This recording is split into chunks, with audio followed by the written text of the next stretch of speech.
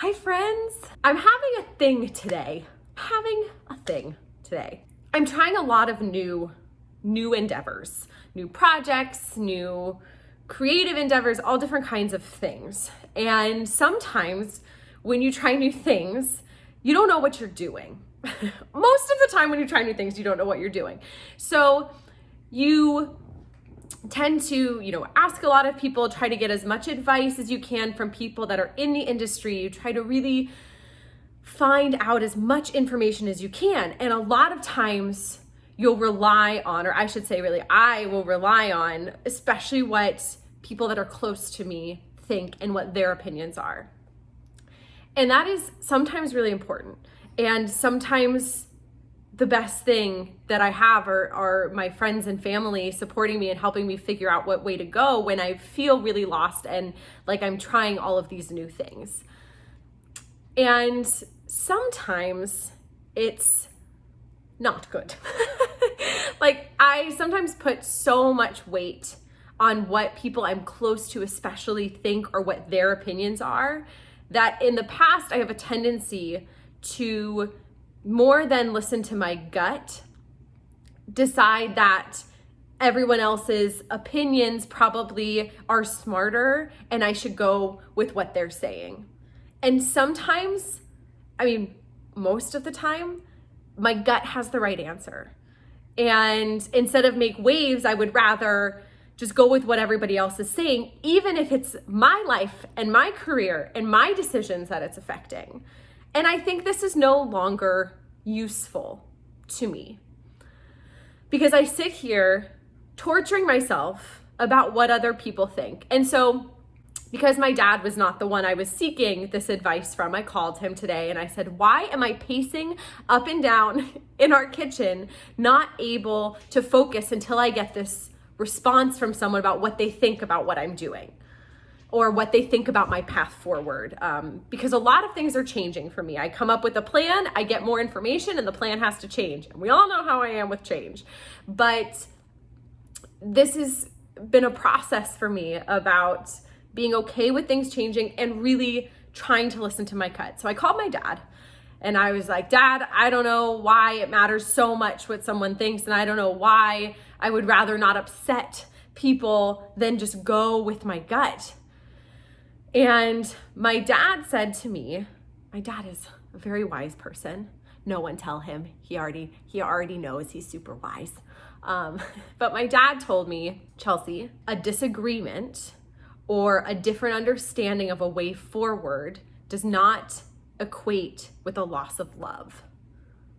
And that really hit home for me because I don't disagree a lot with the people I love. Typically, we're on the same page a lot. Of course, it will happen and there will be disagreements.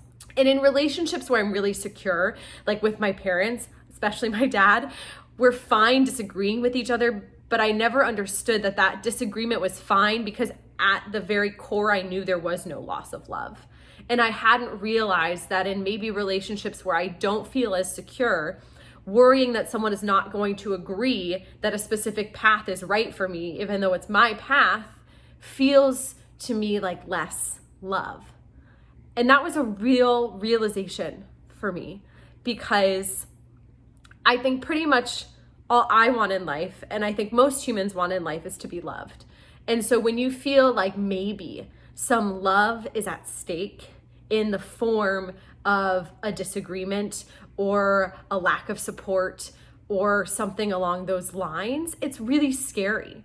And it can even almost push us into making the wrong decision for us because we're so afraid of not getting that support and that agreement.